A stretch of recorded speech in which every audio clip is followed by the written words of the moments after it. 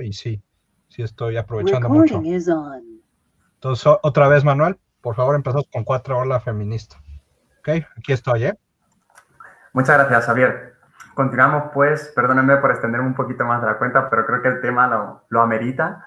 La cuarta ola feminista. Bueno, pues, en realidad, más que 2008, tendría que haber puesto 2020, ¿no? Como final, porque en realidad creo que estamos inmersos, ¿no? En esta ola que, pues, que como toda ola tiene sus avances y sus reflujos, ¿no? Pero creo que nos encontramos en un momento muy interesante para, como historiadores, pues intentar definir, ¿no?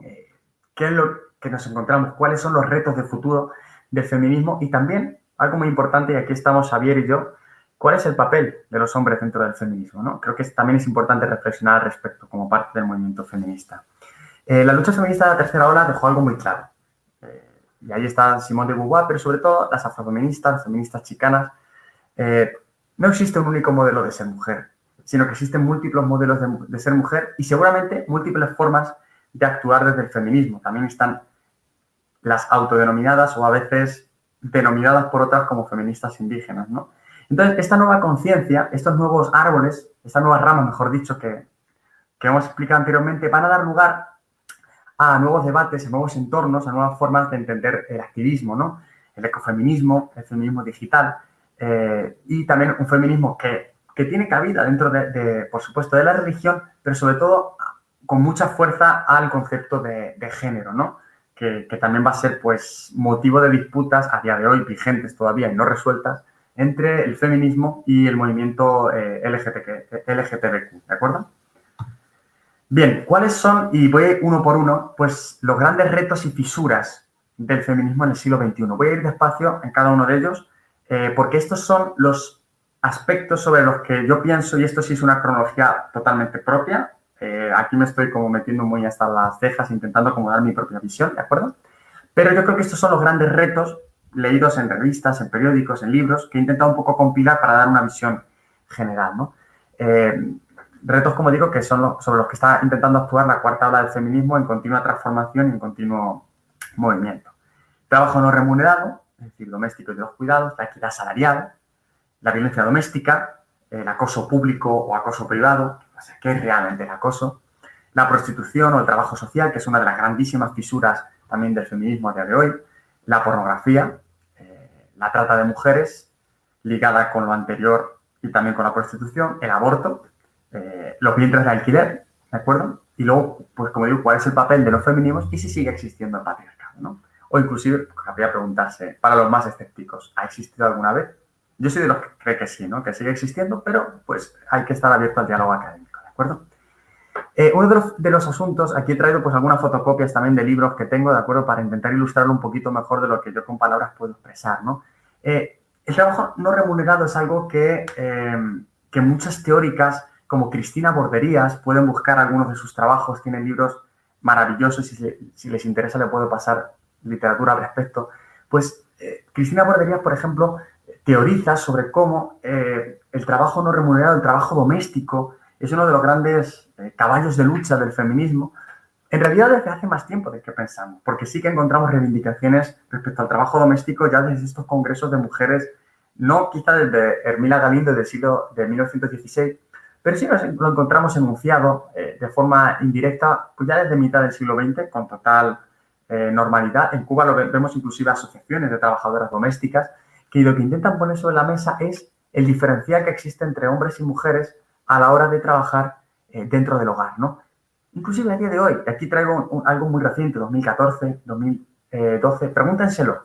Inclusive los alumnos, las alumnas que provengan o que vivan en familias que pretendan de verdad poner en práctica la igualdad, ¿no? El feminismo, que se identifiquen como tal. ¿Quiénes hacen más trabajo dentro de casa? ¿Quién dedica más tiempo al trabajo del hogar? Y por cierto, por trabajo del hogar, no entiendan exclusivamente, pues eso, quién hace la colada, ¿no? Quién hace la limpieza semanal, quién pasa el aspirador, quién lava la ropa, sino también cosas más sutiles. Abajo a la derecha lo ven. ¿Quién administra el presupuesto familiar? ¿Quién se dedica a pagar el alquiler? ¿Quién se dedica a pagar el seguro del coche, el seguro del hogar? ¿Quién organiza las facturas de las compras? ¿Quién tiene en mente hay que hacer tal compra a tal persona porque es su cumpleaños, tal regalo para tal otro? ¿Quién prevé que a los niños les va a hacer falta esto o a la mascota tal otro. Todo eso es trabajo del hogar. Todo eso ha sido teorizado a lo largo del tiempo y no por el Estado, porque no se consideraba que lo privado fuera público, sino por las feministas. Todo este trabajo, todo esto que vemos aquí, es trabajo de décadas por parte del movimiento feminista y las teóricas del feminismo. Hablar de qué se considera que es femenino y no masculino, pues fíjense, hablar del colegio, de la guardería. ¿Quién asiste más a las reuniones con los profesores en el instituto? ¿Quién se preocupa más de que los niños asistan a clase, de que asistan limpios, de que asistan con las tareas realizadas? ¿Quién mira esas agendas? Piénsenlo. Les invito simplemente a pensarlo, ¿de acuerdo? Y aquí vemos algunos ejemplos, vemos diferenciar entre mujeres y hombres. Mujeres, en Estados Unidos, por ejemplo, 85% se dedican a todas las actividades del hogar. El 67% de los hombres, solamente el 67% se dedica a todas las tareas del hogar. Y vemos muchísimas diferencias, por ejemplo, en las tareas domésticas, en la limpieza. El cuidado del césped de jardín, fíjense, ya hay los hombres, pues un poquito más, ¿no? Pero pues parece una actividad como más de cara al público, de cara a la galería, ¿no? Pero fíjense cómo hay un diferencial verdaderamente importante, ¿no? Entonces, bueno, quería un poco ilustrarlo aquí y traer un pequeño resumen, ¿no? Y sin embargo, ¿quién decide en casa? Fíjense, porcentaje de mujeres casadas de 15 a 49 años que dicen participar en las decisiones sobre los gastos del hogar. Una encuesta internacional en la que vemos que en muy pocos países las mujeres dicen tener la mayoría, ¿no? Vemos sobre todo que se produce, o sea, mejor dicho, al contrario, que son las mujeres las que deciden mayoritariamente en casa, las que deciden sobre esa economía del hogar, sobre esa gestión de los gastos, ¿no? Solamente en algunos países, pues vemos Guinea, Malawi, Yemen, Afganistán, Pakistán, pero fíjense en América Latina. La estructura social que hoy día podemos ver en México, pues quizás la que refleja los datos que podemos ver en un Honduras, en una Guatemala, que es un país pues cercanos a México, República Dominicana. Es decir, vemos cómo la madre en México, y ustedes me lo podrán decir mejor que yo, pero también en España, pues es una figura muy importante en la decisión, en la gestión del hogar, ¿no? Entonces, ¿nos está hablando esto de una sociedad matriarcal? No, en realidad nos está hablando de una sociedad que tiene muy diferenciadas cuáles son los roles públicos y privados de las mujeres, incluso hoy, 2020, ¿de acuerdo?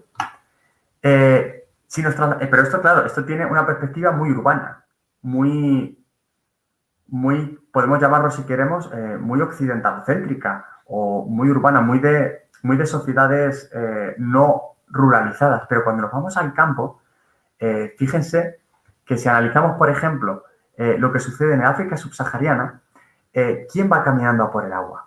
El agua, por cierto, y esto se ha estudiado también muy bien en Chile y en México, yo lo he estudiado un poquito, lo que vemos en el norte, por ejemplo, en Sonora, lo vemos en Sinaloa, lo vemos en Chihuahua, en Durango, en Coahuila, en estados del norte que padecen mucha sequedad, las mujeres ya desde los años 30, y esto sí ya es trabajo de archivo propio mío, vemos que son las que, además también de la Secretaría de Comunicaciones y Obras Públicas, por supuesto, que lo está llevando a cabo, pero son las mujeres las que desde la base, no top-down, sino bottom-up, lo que vemos es que son las mujeres las que, como se dedican a oficios relacionados con el agua, el nixtamalizado, el secado, la humedad, el lavado y el secado de la ropa, el traer agua potable a casa para cocinar y agua que no sea potable, o potable si es de los ríos, para poder lavar a los hijos, son las mujeres las que se dedican a oficios muy relacionados con el agua. Eso anteriormente, pero en sociedades que ya lo tenemos canalizado, esto no se ve. Pero en África subsahariana, ¿quién va a buscar el agua? Pues las mujeres, mayoritariamente las mujeres. Emplean un total de 16 millones de horas diarias en ir a buscar agua. Los hombres, otros 6 millones. Y los niños, 4. Pero entre hombres y niños, para nada tienen igual que se ocupan igual que las mujeres. Fíjense en el cubo, un 62%. Pero también es importante el papel desempeñado por las mujeres en la agricultura. El 30% dice la actividad económica femenina mundial cotizada es agrícola, frente al 41% del año 2000. ¿Esto qué nos refleja? Pues que mientras los países más pobres predominan las pequeñas explotaciones y la tendencia global va hacia la mercantilización y la concentración, donde los alimentos se producen en campos más grandes, con menos gente, pues esto se suele incorporar, ¿no?, para las corporaciones agrícolas multinacionales. La mecanización y la concentración masculinizan el campo. Es decir, donde hay menos industrialización, hay más mujeres trabajando en el campo. Y esto es lo que da lugar a algo que vamos a ver un poquito después. y es como muchas tendencias del ecofeminismo surgen precisamente en países como India, Kenia y Nigeria. Pero lo veremos después, ¿de acuerdo? Esa relación entre el feminismo y la defensa del campo. Lo explicaré un poquito más adelante. Brecha salarial, otro de los grandes debates de la cuarta ola. A día de hoy existe un amplio debate sobre, ¿es verdad que se paga menos a las mujeres por el mismo trabajo? Sí, eso se produce. ¿Cada vez menos? Sí, pero la brecha no está cerrada para nada. Fíjense que los salarios de las mujeres son inferiores a los hombres en todas las partes. Y es una brecha, por cierto, que se amplía cuando analizamos, cuando incluimos el factor raza. Uno de los principales motores de esa brecha pues, es la discriminación. ¿Qué es lo que vemos, por ejemplo? Un ejemplo. En 2001, veamos la demanda colectiva que se hace en 2001 en Walmart por una discriminación de género por parte de las trabajadoras de Walmart. Y se puso un manifiesto diciendo que las trabajadoras por hora ganaban unos $1.100 anuales menos que sus equivalentes hombres. El Tribunal Supremo desestimó el caso en 2011 afirmando que el colectivo no estaba debidamente constituido. O sea, era una cuestión de forma. 7 de las mujeres del pleito inicial volvieron a denunciar en 2007 y todavía continúa abierta esta causa. La BBC en Inglaterra, países que se jactan de que ya la división y la brecha no existe, en 2017 se destapó que en Gran Bretaña existía la brecha de género y esto provocó una serie de investigaciones y que se ha demostrado, por ejemplo, en el caso de la BBC, pues que los presentadores cobran más que las presentadoras. Lo vemos todavía aquí en España. En España está el debate que dice, no, eso no existe. Lo que pasa es que las mujeres trabajan en oficios que se pagan peor y los hombres en oficios que se pagan mejor. Pero cuando tú estás en el mismo oficio, se cobra lo mismo. Y no es verdad, porque una cosa es el sueldo base y otra cosa son los pluses. Y en los pluses, en relaciones, trabajo fuera del trabajo oficial, en llamarte a comités asesores, a entrevistas, a escribir artículos, ahí suelen llamar a los hombres. Luego, al final, están cobrando en realidad más los hombres y tienen mayor presencia pública. El sistema en las redes sociales hacen que los hombres entren más fácilmente en los medios públicos y también en trabajo más allá de su propio empleo. Y la brecha en la zona euro, tanto que se jacta, y lo vemos a la derecha, de que aquí la reducción, la diferencia no existe, sí que hay una diferencia. Vemos que las mujeres cobran, dependiendo del país, entre un 70 y un 90% de lo que cobran sus compañeros, ¿no? Ejerciendo trabajos similares. Solamente Islandia, y esto es importante, ha ilegalizado, ya no es como la convención de la Organización Internacional del Trabajo de 1951, firmada por Cuba y México, ya no es una convención, es una prohibición. Y esto se hace en 2018. Luego es que estamos en plena lucha por alcanzar la verdadera igualdad. Violencia doméstica, otro de los grandísimos temas de debate dentro del feminismo de la cuarta ola. Fíjense, muertes por honor. Todavía están las muertes por honor vigentes en algunos países. ¿Qué quiere decir esto? Pues cuando el hombre ha sido afrentado, pueden matar a las mujeres sin ningún tipo de consecuencias legales, ¿no? Son las formas de violencia por honor. Afganistán, el Código Penal afgano, fíjense, no se puede sentenciar a más de 2 años de cárcel a un hombre condenado por un asesinato de honor. Por honor, o sea, tú matas a tu mujer, no se te puede meter más de 2 años en la cárcel, siempre que esto haya sido porque tu mujer ha cometido un adulterio. Esto, por ejemplo, en Cuba se prohibió en 1934, ¿de acuerdo? Y en la gran mayoría de países, por ejemplo, de Europa y de América Latina, pues también está prohibido. Pero fíjense que en muchos países del mundo todavía esto está vigente. Pero no hay que irse a casos tan extremos, no, muertes por honor. Es que la violencia doméstica puebla. O sea, quiero decir, México además es lamentablemente un ejemplo de los femicidios que se producen y de que todavía hay mucha violencia no visibilizada dentro del hogar. Pero España también. O sea, el hecho de que tengamos menores cifras de asesinatos por cada 100.000 habitantes no quiere decir que la violencia no esté presente, que no esté denunciada y que no se presione para que el Código Penal, ahora estamos en ese debate, se cambie la figura del abuso, del acoso y que la violencia doméstica sea entendida como violencia de género, no solo como violencia doméstica. Es decir, no, la violencia de género es solo en el ámbito privado. En el ámbito público no hay violencia de género porque son hombres con los que tengan relación, ¿de acuerdo? Entonces, esto es muy importante, la conceptualización de violencia doméstica y violencia de género.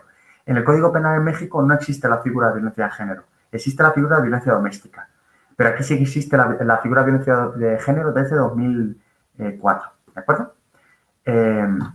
Bien, más interesante, la violencia doméstica por países. Aquí lo que vemos, por ejemplo, es que, lo digo para que veamos que muchas veces hay un enfoque eurocéntrico, ¿no? En demasiadas ocasiones. Ah, no, es que en Europa esto no existe, solamente existe en otros países. Lo que vemos es que la violencia doméstica, por ejemplo, hablando de entre España y México, es similar en ambos países, ¿no? La violencia doméstica. Mujeres que han sufrido violencia física en pareja al menos una vez en su vida. Vemos que hay patrones muy similares. Vemos que hay países que destacan por debajo. Perú, por ejemplo, destaca. Guinea Ecuatorial, Bangladesh. Pero vemos que la gran mayoría de países, como mínimo, es entre un 12 y un 25% se produce. Esto es algo llamativo. Esto es algo que todavía existe. Esto es algo contra lo que hay que luchar. Es algo contra lo que se está moviendo el movimiento feminista. ¿De acuerdo?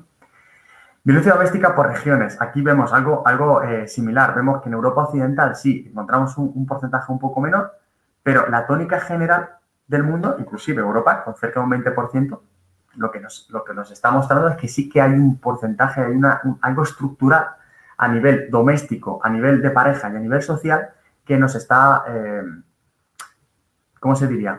Que es algo contra lo que hay que luchar. Y lo que vemos también es que a la derecha, cuando aplicamos el factor étnico, si quieren, pues encontramos mucha más violencia en parejas que dentro de las distribuciones que hace Estados Unidos, terribles distribuciones raciales que hace Estados Unidos, pues están más entre las nativas de Alaska y las indias americanas, las parejas que llaman terriblemente multirraciales o las negras no hispanas. Y es en estas parejas donde las estadísticas en Estados Unidos, cuando se aplica el factor étnico al análisis, pues se encuentra más el maltrato de la pareja, ¿no?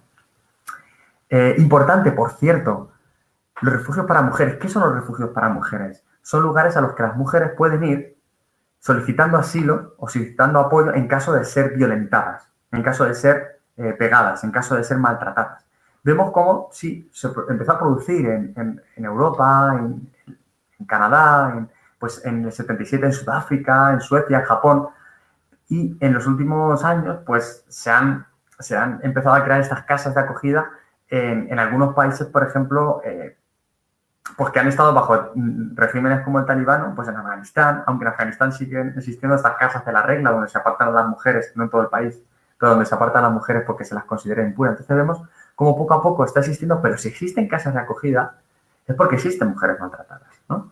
Y mujeres maltratadas en todo el mundo, ¿no? Y esto empieza a surgir a raíz de estos movimientos de conciencia, de estos grupos de autoconciencia en Reino Unido, ¿no? De los que hablaba anteriormente. Mujeres que hablan entre sí y se quieren apoyar porque no son capaces de dejar a sus maridos dado que no saben a dónde ir, ¿no? Entonces, estos refugios surgen como una alternativa. El acoso. Y aquí pongo una campaña y voy a entrar en un tema muy polémico. Esto es verdaderamente polémico. Esta es una campaña que se desplegó, la habrán visto por las calles de Ciudad de México, pues a lo largo de 2019. No creo que sea ni siquiera 2018. Chiflarle no es halago, es violencia. Tomarle fotos no es gracioso, es violencia. Compartir fotos íntimas sin permiso es violencia. El problema de esto, y yo estoy de acuerdo en que todos este tipo de hábitos pues se pueden y se deben reducir, y pongo aquí mi postura. Creo que se deben reducir, creo que se deben limitar. Quiero que quede verdaderamente claro, porque si no se puede dar lugar a un malentendido con lo que voy a decir a continuación. Pero lo interesante que hace Marta Lamas en un libro que ha publicado este verano, Acoso, denuncia legítima o victimización. Ella de lo que nos advierte es del riesgo de denominar a todo acoso. Porque si todo es denominado acoso, inclusive alguien pues, que te diga guapa por la calle o que pues en un momento dado se te acerque en un bar para hablar contigo, si todo es acoso, se desvirtúa lo que verdaderamente es acoso.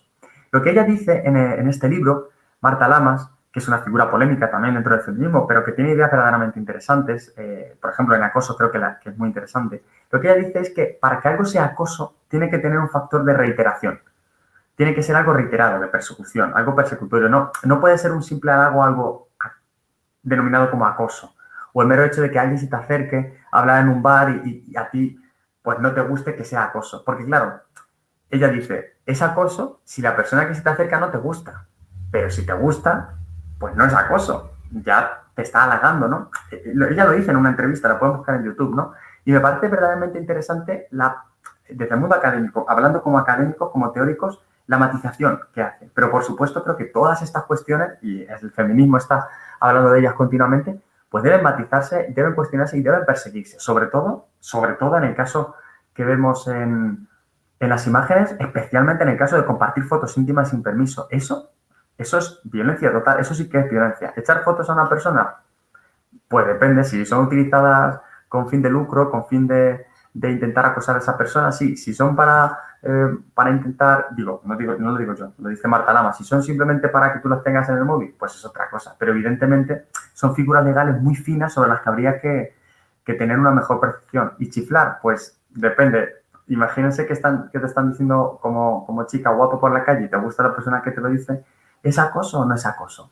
No me estoy posicionando. Es lo que dice Marta Lama. Yo creo que todo este tipo de comportamientos pues se deben matizar y, bueno, pues también está el Ayuntamiento de Ciudad de México detrás de esta campaña, ¿no? Me parece bien, ¿no? Porque quizás es el comienzo de muchos hábitos perjudiciales y tóxicos que llevan a otros grados de acoso, ¿no? Y la Ibero, precisamente, tiene un violentómetro, ¿no? En todos sus pasillos, ¿no? Y me parece muy interesante esa iniciativa y muy necesaria, ¿de acuerdo?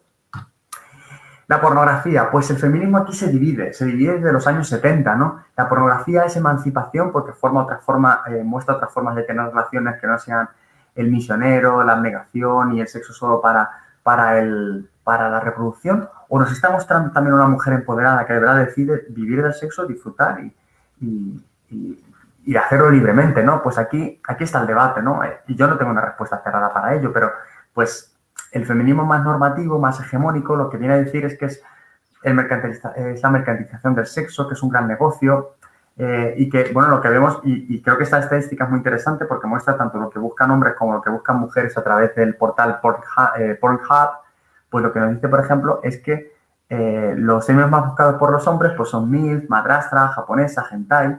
Los términos más buscados por las mujeres pues es lesbiana, tríos, como pueden ver ahí, vergas grandes, popular entre mujeres, negras, es decir, nos intenta mostrar una radiografía al propio portal de qué es lo que buscan hombres y lo que buscan mujeres. Pero más allá de esto, el feminismo lo que empieza a decir, el feminismo más, como digo, más normativo, es que la pornografía es la escuela de la desigualdad. Porque intenta mostrar a la mujer como objeto consumible, ¿no? Y a un sexo, además, llaman sexo a lo que quizá no es solo sexo, porque es simplemente, siempre o mayoritariamente el enfoque de la mujer en primer plano y un sexo que se acaba con el orgasmo masculino, ¿no? En el que después del orgasmo masculino ya no hay nada más, ¿no? Es colorín colorado, el sexo se ha acabado, ¿no? Entonces, claro, la pornografía, según la crítica feminista, está mostrando toda esta mercantilización. Pero, sin embargo, el feminismo pro porno lo que dice es que la pornografía, siempre que cumpla con unos estándares laborales, debe ser contemplado como eso, como un trabajo más, ¿no? Que no se debe mirar con una visión conservadora, victoriana, con una moral pues, de la contrarreforma del siglo XVI, en la que el sexo pues, es lo más sagrado del mundo, ¿no? En la que la pornografía puede ser válida para conocer nuevas formas de experimentar el cuerpo, inclusive para ver hecho en pantalla algo con lo que tú has fantaseado, ¿no? Entonces, bueno, pues esos son los dos grandes debates que ahora mismo tienen abierto el feminismo de la cuarta ola, ¿no? Y es una de las grandes divisorias del feminismo, ¿no? La prostitución, pues es otro de los grandes debates dentro del feminismo. ¿Es trata de mujeres o es trabajo sexual? ¿Cómo debe ser entendido? Pues fíjense que en 1999 Suecia se convirtió en el primer país en introducir una ley que convertía en ilegal pagar por sexo, de tal forma que así no estabas atacando a la prostituta, sino que estabas atacando al putero, ¿no? O al que pagaba por sexo. Claro, este modelo sueco es también polémico, ¿no? Porque es punitivo, es decir, no está buscando cambiar costumbres, sino que está buscando perseguir al que compra la prostitución. Otro modelo lo que persiguen es la prostitución, prohibir la prostitución.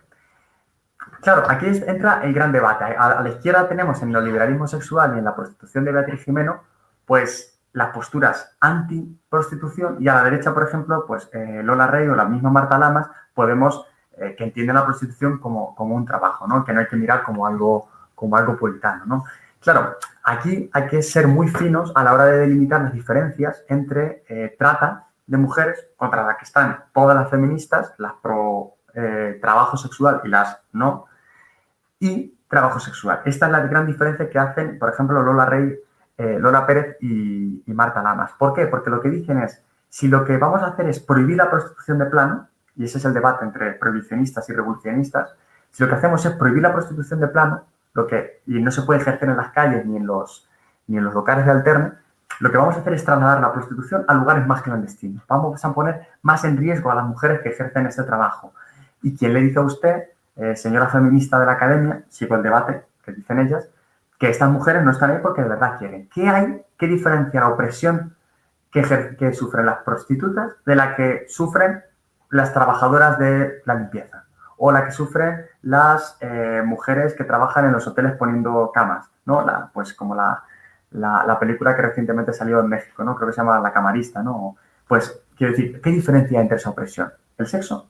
Pues es una visión puritana, porque si una mujer decide que gana más, sigo los argumentos pro prostitución, por trabajo sexual. Si una mujer gana más ejerciendo trabajo sexual que limpiando retretes, pues ¿por qué no? Si ella lo ha decidido. Ahí está el gran debate de verdad son libres, de verdad si esos trabajos estuvieran mejor pagados, decidirían trabajar haciendo sexo. Ese es el gran debate. Pero muchas veces lo que dicen las trabajadoras sexuales es las feministas de la academia no nos preguntan.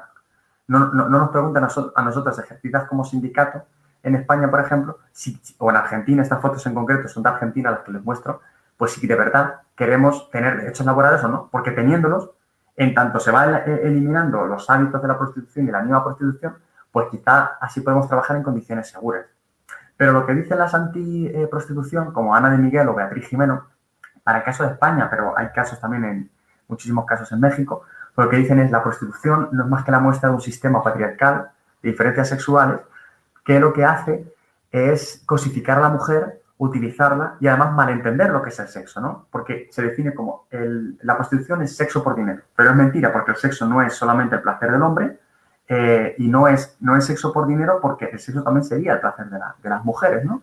Con eso estamos enseñando que un hombre, aunque no consuma prostitución, en realidad se está beneficiando de ese sistema, porque en el momento en el que quiera ir a por sexo, sabe que las instituciones están ahí, que la oferta está ahí, ¿no? Y que la demanda mayoritariamente es masculina, ¿no? Entonces, bueno, pues tenemos estas dos grandes posturas que dicen también, por ejemplo, los antiprostitución, que no es lo mismo la opresión que sufre alguien que limpia baños a la que sufre una prostituta, porque la que limpia baños pues estará limpiando suciedad, pero no tiene a su jefe encima, por decirlo así. Pero la prostituta no es que tenga a su jefe encima, es que tiene a muchos jefes al día encima, ¿no?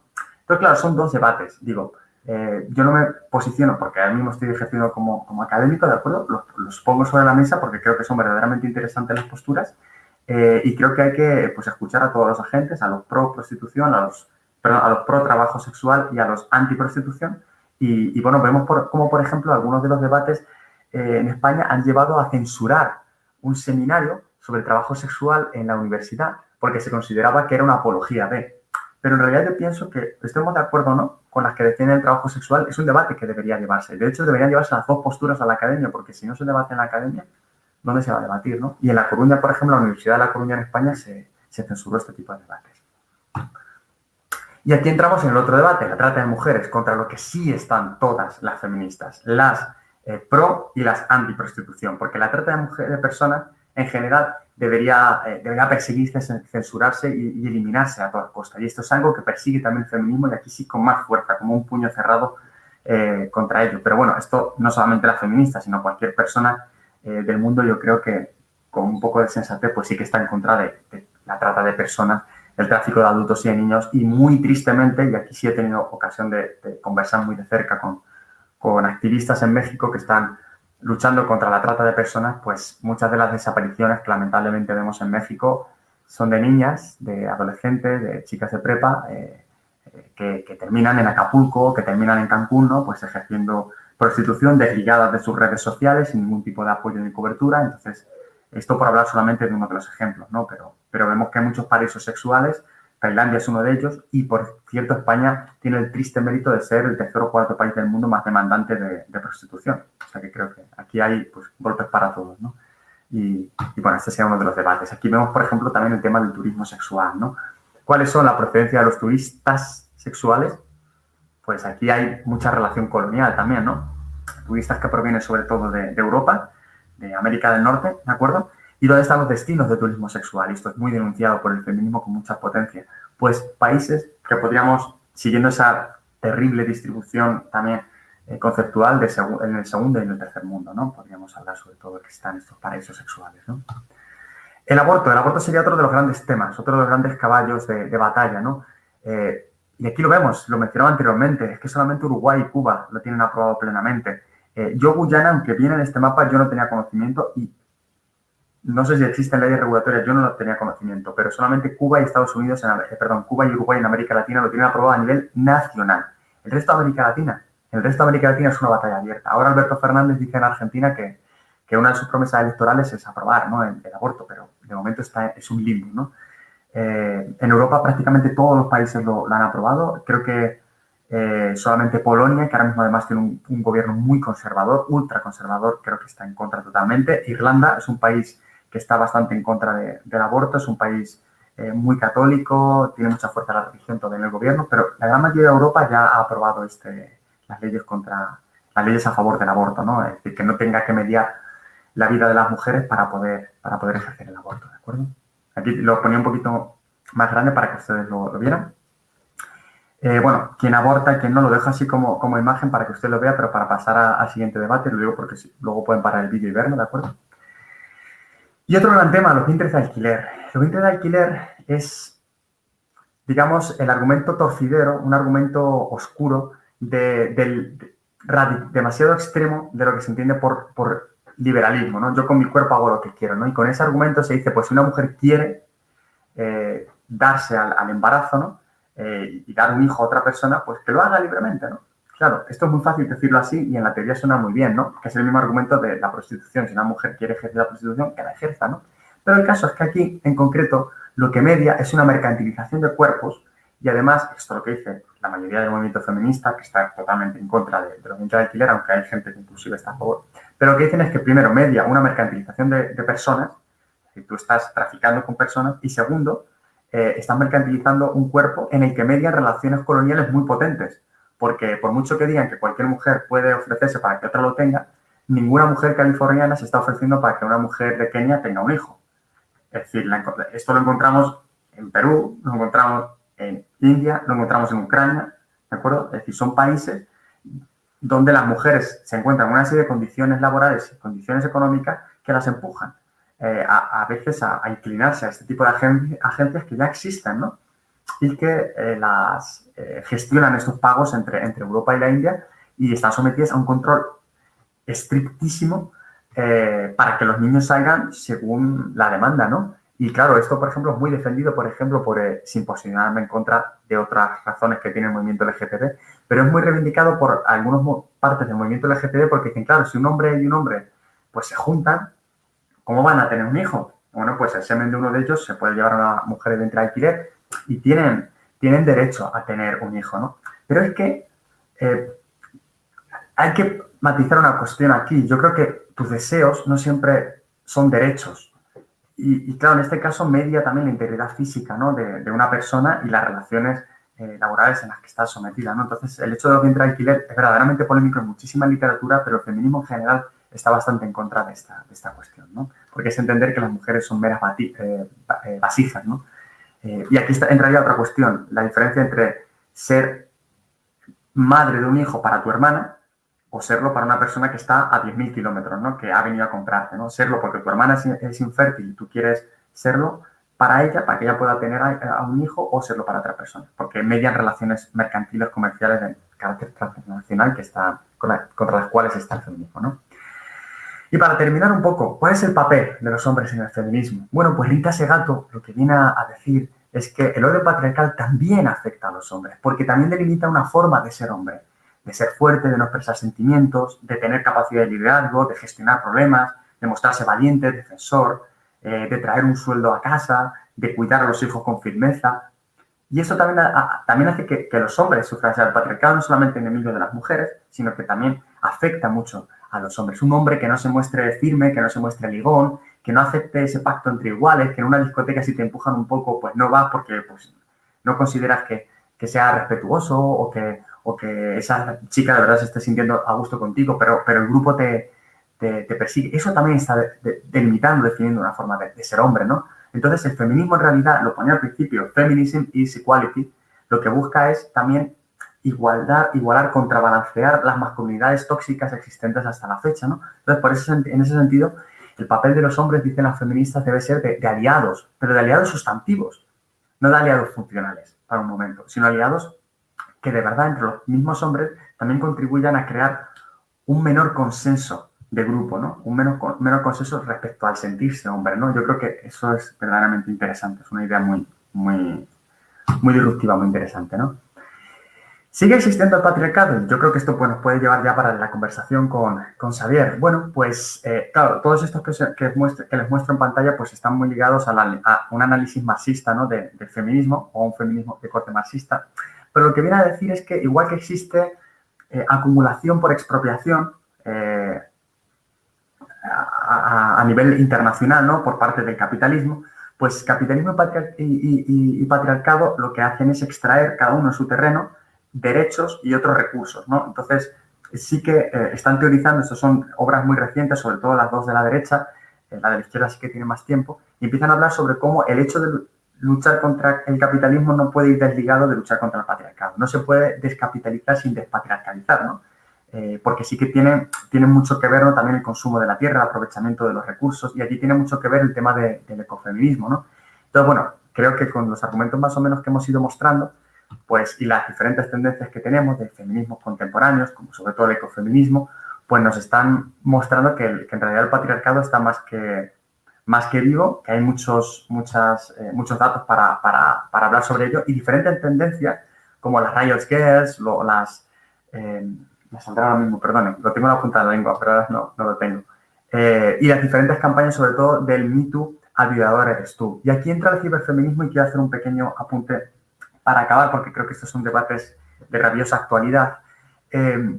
Fíjense cómo el Me Too y el violador eres tú nos está llevando hacia una zona extraña. Repito, no me estoy poniendo ni en contra ni a favor. Yo, de hecho, creo que el Me Too y el violador eres tú han visibilizado acontecimientos terribles de nuestra vida cotidiana, han permitido hacer más público lo privado, como decía Kate Miller, pero es cierto que en algunos países como Colombia, por ejemplo, ya se está empezando a cuestionar hasta qué punto Me Too y violador eres tú están, digamos, destruyendo algo que el mismo feminismo reivindicaba, ¿no? Las mujeres no querían que se las acusase, por ejemplo, de blandas o de débiles, así por naturaleza.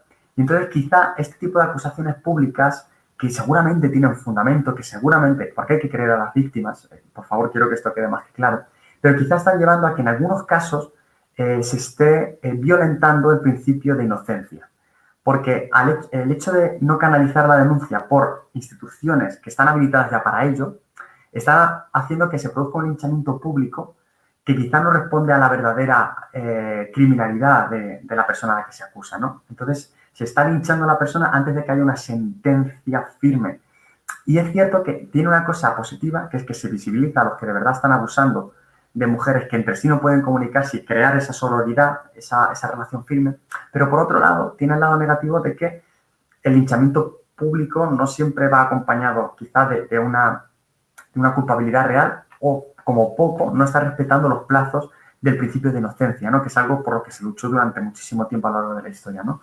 Pero, repito, creo que el Me Too y el violador eres tú sí que están sacando a la luz debates interesantes, pero como ha sucedido, por ejemplo, pongo un caso recentísimo en el Colegio de México, pues lo que hicieron la agrupación de mujeres feministas del Colegio de México fue poner en conocimiento que una persona del comité había experimentado, varias personas del comité habían experimentado acoso por parte de un profesor, cuyo nombre no diré porque no sé, y no sé porque creo que se ha gestionado bien. Entonces se puso en conocimiento de quién, del equipo directivo, en conjunto, en plural, reunido, de que X profesor estaba ejerciendo determinado abuso sobre las alumnas, determinado abuso de autoridad de poder.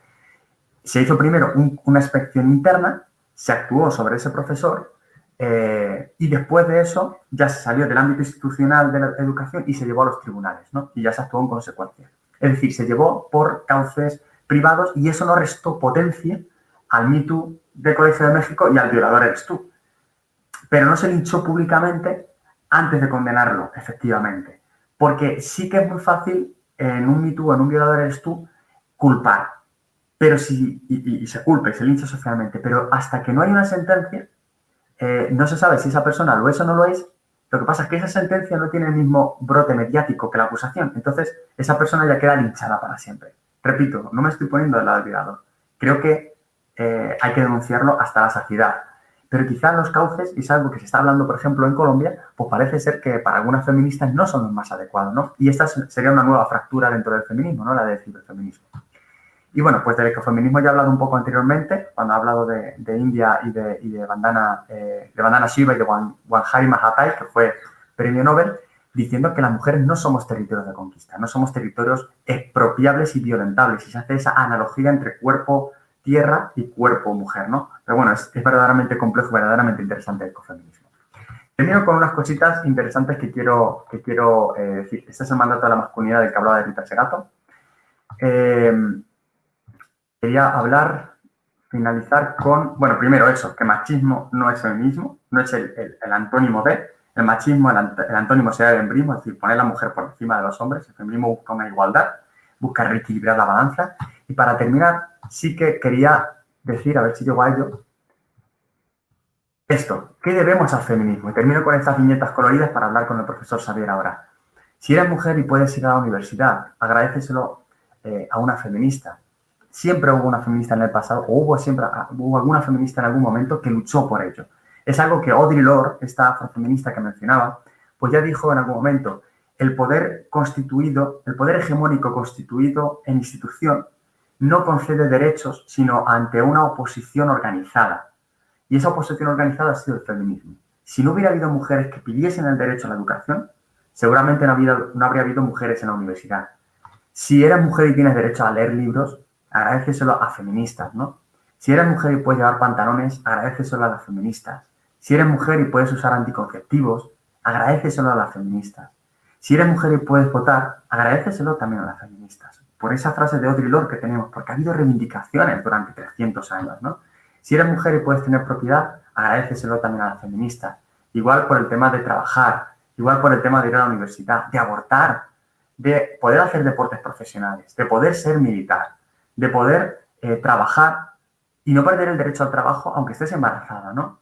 Si dispones de un salario, ¿no?, reconocido, si puedes casarte con quien quieras y no con quien tu familia te lo impone, si puedes divorciarte de esa persona cuando ya no la quieras, si puedes denunciar un acoso sexual, si puedes amamantar a tu bebé en un lugar público sin que eso escandalice y que a ti no se te penalice por escándalo público porque es lo más natural del mundo, si puedes tomar anticonceptivos, también es el movimiento feminista, y si puedes tener un cargo político, si puedes obtener un préstamo, si puedes testificar en defensa propia y que tu testimonio no valga menos que el de un hombre. En fin, todas estas cosas creo que se deben al movimiento feminista. Creo que el movimiento feminista ha contribuido y sigue contribuyendo y debe seguir contribuyendo a estas cuestiones. Y hasta aquí quería dejar un poco mi charla. Espero que de verdad les haya interesado, que hayan aprendido y sobre todo, más que aprendido, pues que tengan muchas dudas y preguntas y que esto les suscite pues reflexiones y debates. Y quedo abierto de verdad a las cuestiones que quieran plantearme en el futuro. Muchas gracias. No, muchas gracias, Manuel. Muy bien. Siempre he dicho la tarea de generalizar, creo que es importante porque nos da mucha perspectiva, ¿no? La verdad, perspectiva histórica necesaria. No sé si notas que no te ves, Manuel. A ver si me veo. Pues estaba conectado, pero no sé qué pasó.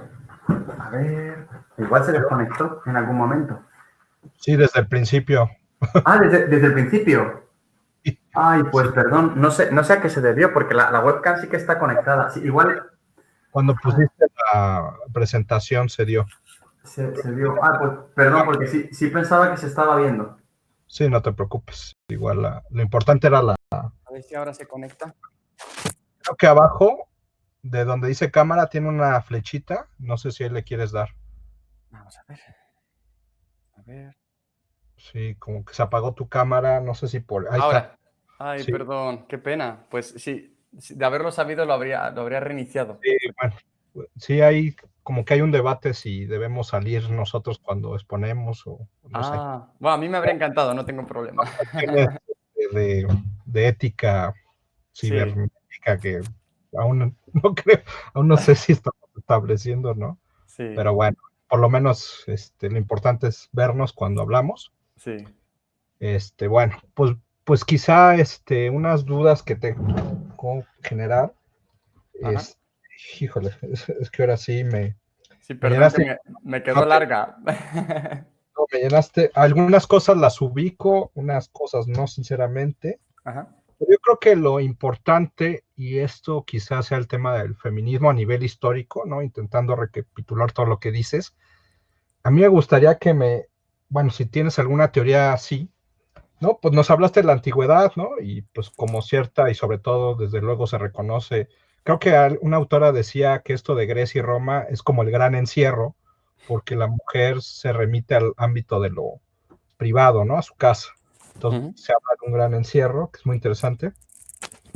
Y de hecho hay una teoría ahí que ahí leí muy esotérica sobre el papel de Zeus y Hera, ¿no? Ujú. Que Hera acepta quedarse en su casa, ¿no? Ujú. Hay una cuestión ahí, por es la diosa de la casa, lo doméstico, también tiene que ver con revolución agrícola, no sé, se me hizo muy interesante, pero lo que iba es que al parecer Hera es la que le lo propone a Zeus, es muy interesante, ¿no? Es como si hubiera un pacto, me fuiste. Ay, perdón, me fui sin querer. Dice, no, pues, parecía como hay un ceder, ¿no? Y eso es lo que voy, porque yo en mi perspectiva personal, en la antigüedad me es muy difícil hablar como decir, de patriarcado, de dominación masculina, o sea, no, sin decir que no la haya, porque sí la hay, pero parece ser que la mujer ahí, pues, acepta, ¿no? Hay un acepto. Y lo interesante que me llamó la atención cuando decías que, pues, estas mujeres medievales, o todas las mujeres de la antigüedad, de la Edad Media, del judeo, pues parece que imitan al hombre y todo eso, hasta que aparece esta que mencionaste, que es Cristina de Pinzani, y ella Sí, sí. empieza a pensar un mundo distinto, ¿no? Entonces ¿Sí? ahí sería una nota post-hegeliana feminista, en mi gusto, como si de repente en esta época la mujer decide ya no más, vamos a cambiar la cuestión, ¿no? Bueno, empieza a imaginar, me gustó mucho lo que dice Cristina Pisani, empieza a decir, es que ya esto es una lógica, ¿no? Incluso yo creo que inventa el género, en mi perspectiva, y dice, a ver, la mujer está, quizás sea mucho de su época y habrá que analizar históricamente por qué empieza la mujer a decir ya no más, ¿no? Quizá Ujú, yo hablaría de un pacto antiguo donde la mujer, bueno, habrá que ver también, no me atrevo a decir, está más a gusto con esta situación. Y a ujú, pasar de esta, Cristina Pensani, parece que la mujer empieza, pues sí, a rebelarse, me gusta esa palabra, o a ver que algo está mal, y ujú, empieza la genealogía por eso me gusta que hayas hablado de feminismo, ahí empieza el feminismo y la mujer empieza a cuestionarse si debe seguir, pues como, incluso yo me acuerdo, yo también estudié literatura, me acuerdo haber leído La Celestina y todo esto, y creo que se habla si de la barragana, ¿no? Si la mujer le debe lavar los calzones al obispo, ¿no? Yo creo que hay sí, unas notas femeninas de por qué se tiene que hacer esto, ¿no? qué interesante. Empieza a hacer esto y me llama la atención. O sea, la pregunta sería, ¿cómo, qué creerías tú que es basado en Cristina Pinzani, pero de todas las mujeres, ¿no? Que han hablado de feminismo, esta especie de hartazgo, ¿no? Me gusta más conciencia, ¿no? Porque esta idea Mm, hegeliana, tomamos conciencia y tomamos autoconciencia, ¿no? En esta dialéctica de poderes, quizá, y no mm, podemos, pues no sé, como pensar un mundo distinto, no sé. mm. Yo creo que, pues, un poco saber, yo pienso que quizá, claro, esto puede ser una violencia, no sé si está grabando, ¿sí? Sí, sí está. Sí, no sé si esto sería, es algo que dicen muchos, ¿no?, los teóricos de coloniales, pero no sé si lo que voy a decir ahora mismo es un poco violencia epistemológica, como imponer algo que quizá en su misma época no existía, ¿no? Quizá estoy forzando el término, pero es que yo creo que en la época, si queremos hacer esa genealogía del feminismo y retrotraerla a esos momentos, quizá las manifestaciones feministas no van tanto por la vía de la teorización política, organizada, por eso he insistido tanto en el tema de que para poder denominarse movimiento feminista tiene que haber no solamente una teoría y una agenda, tiene que haber un movimiento constituido y autoconsciente de que es tal, ¿no? De que somos sufragistas, nos denominamos como tales, sino que va más por la vía de la rebeldía individual, porque quizá era muy difícil en aquel momento todavía tejer ese tipo de redes, más que nada porque es que tampoco existían, por ejemplo, redes sindicales, no existían ni siquiera sociedades intelectuales prácticamente. O sea, existía una élite muy minoritaria que sabía leer y escribir, y es precisamente estas mujeres, esta élite, la que empieza a denunciar por primera vez, pues, su discrepancia, ¿no? Solamente aquellas que sabían leer y han dejado legado escrito, pues nos han demostrado que inclusive también en aquella época estaban desconformes, ¿no? Pues Hipatia podía ser una de ellas, ¿no? Uno de los primeros testimonios, ¿no? Fíjate, una mujer que tenía ambiciones científicas y tenía cultura, y sin embargo, pues fue excluida, ¿no? La democracia ateniense, también encontramos mujeres y ahí están mencionadas, ¿no? Pero yo creo que donde no están los testimonios de las mujeres, tenemos que leer cómo los hombres pensaban a las mujeres. Y cuando las pensaban y decían, no, es que la mujer, pues es que no debe saber leer ni escribir. Yo me pregunto, ¿eso lo decían porque todas las mujeres estaban súper conformes en el hogar? ¿O porque había alguna que decía, no, es que quiero aprender, es que quiero salir? ¿Y por qué yo no? Pues si lo decían, era como cuando prohíben una y otra vez y no se puede beber a las 10 de la noche, no se puede beber a las 11, es que no se puede beber. Y ves leyes año tras año, cuando existe la ley es porque existe la gente que la incumple. Entonces yo pienso que donde no tenemos testimonios de mujeres, si leemos esos testimonios, esos brotes misóginos, estamos viendo a través, digamos, del reverso de la moneda, podemos leer un poquito del anverso. Yo creo que eso nos permite saber que en época de la antigua Grecia, si existían brotes misóginos es porque había mujeres que no estaban conformes con eso.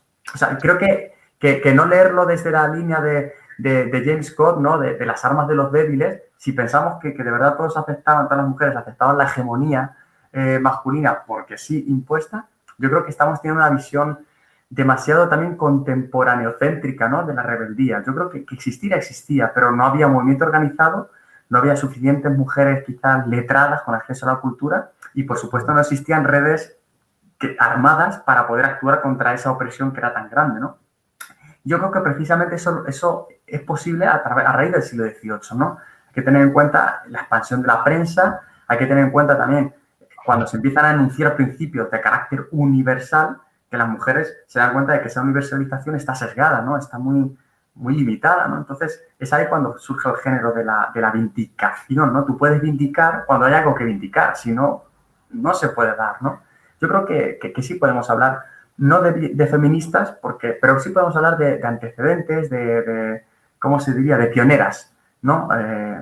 De pilares primeros del feminismo en todas estas mujeres que, como digo, su actuación feminista no iba tanto por la vía de la teoría y la actuación conjunta, sino quizá de la rebeldía individual y, sobre todo, leerlo a través de las entrelíneas de los autores de la época. Yo creo que a un brote de rebeldía femenina le sigue una censura masculina y en estos textos, en estas épocas, quienes más escribían a los hombres. Entonces nos queda hacer ese ejercicio también de lectura discursiva que yo creo es muy, muy interesante, ¿no? Mirar entre líneas. Sí, quizá hay, sí, es que, por ejemplo, a mí yo también cosas de la antigüedad me cuestan mucho, ¿no? Por algo justo que dices, ¿no? A veces no sé si nuestro prejuicio actual quiere ver ciertas cosas en el pasado, ¿no? Y tú mismo lo dijiste, ¿no? Entonces, por eso, de repente, la antigüedad, de hecho, este curso es muy interesante porque justo es, problemas contemporáneos, ¿no? Ay, te me volviste a... Manuel, ¿estás?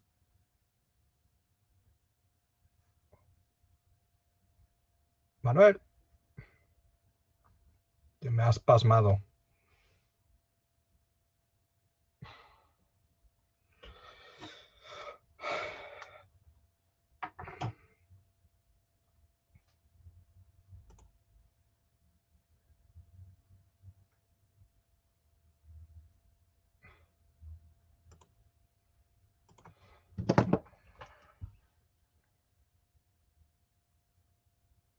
Ah, sí.